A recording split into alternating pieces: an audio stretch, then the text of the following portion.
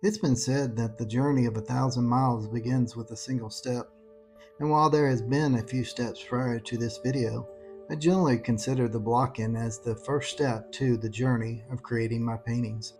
For me, the block-in affords the opportunity to turn a lifeless sketch into a vibrant scene of potential, one where the details are out of focus, but the big shapes and the colors of the scene come to life. And while the sketch may be laid down, during the block-in I'm always experimenting with the composition and the color mixes in hopes of unearthing the scene's full potential. So I invite you to sit back and enjoy this time-lapse look at my creative process, the block-in, from nothing to solid foundation.